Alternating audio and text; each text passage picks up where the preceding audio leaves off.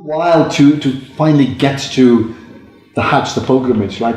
But in that period, there's traveling by plane, there's airports, there's sitting somewhere else, I don't know, just waiting. How do you use that time constructively? Two things. When in transit, and that could be either by air or by road, then either focus on sleeping. Well, most would argue that you can't really sleep when you're traveling because it's uncomfortable. Too little leg room. I mean, the air and the altitude is different, and the oxygen levels are different. Or even on the road is bumpy, and the bus is rickety, etc., etc. So the one is, as best as possible, try and rest, so that when you arrive at destination or your next point, you as refreshed as you possibly can be. And the other, which I'm sure more than most people would love, is eat. So eat and sleep.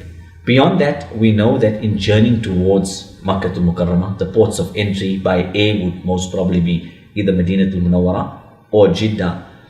One, in most instances, traveling from different parts of the world, would spend some time at one of the transit hubs of the world. In any of these, depending on the overlay, one would sometimes be offered the choice between either a hotel, a transit hotel, or undertaking a tour of that city. A good thing to do is normally to take the hotel. The hotel ties in with the idea of resting, and then if you want to tour, you tour on your own steam. Whereas sometimes it seems more appealing to take the tour, but then you're not getting rest. So you're actually working against what we say. And what you're saying, the rest is, it almost sounds like a contradiction. You've got this journey, you have to connect, you're on this mission, but you're saying part of the planning of the mission is to rest as much as possible. Explain why is that so important? This is important because when you land at destination, so either Madinatul Munawwara, the city of love, the illuminated city, or Makkah al-Mukarramah, the center of the earth, the holy sanctuary, then one wants to hit the ground running. You don't have the time to recoup and use up a 24 hours of a limited period of time of yours so that your body can be functioning optimally. Hence, use the time in transit to either rest and a little bit of eating as well. We spoke a little bit about air travel. I think when it comes to traveling by road, it's more important.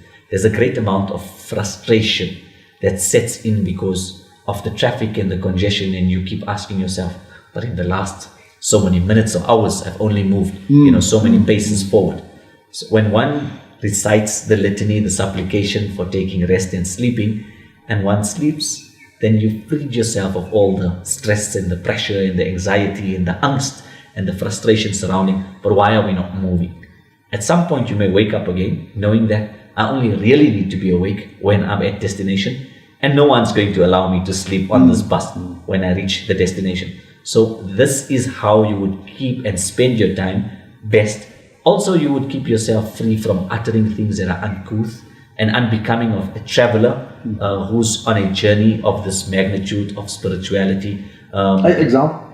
Well, we know that when we become frustrated, we sometimes fly off the handle. You may utter something that's untoward towards the driver, another human being, or just curse. And these are places of acceptance. And sometimes your negativity is, would almost rebound onto you in terms of how you then spend the rest of your time in that city or in that activity. So it's best that you free yourself from all of this by taking rest, by shutting off all of your senses, so nothing can distract you from the ultimate mission that you spoke about, which is what you want to achieve when you reach that destination. But there's this phrase called spiritual forex or currency, which is very important, and hopefully people will ingrain it into their lives. Can that not be applied during the journey? Because you actually do have lots of free time.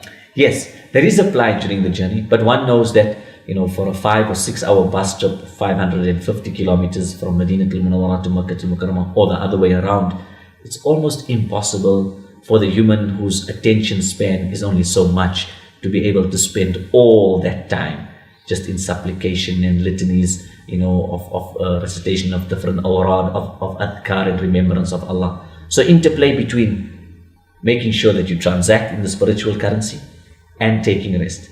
And that way you can keep your focus towards what the intention and objective of your journey is, as opposed to start worrying about, fidgeting with some device or something that's going to take your mind away from the purpose of this journey. Islam always speaks about, actions being judged by intentions. Can you therefore use sleep time and formulate that as an ibadah, as an important strength building exercise for the pilgrimage to come?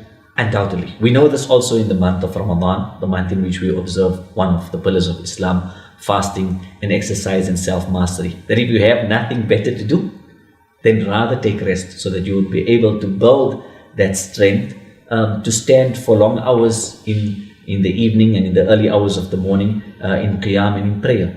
And we can take from what we know of Ramadan here on Hajj as well, that spend the time resting so that you are rejuvenated, physically strong, mentally and emotionally aware, and really on the top of your game, so that inshallah you can deliver as best as possible when you come to the point of having to undertake any activity.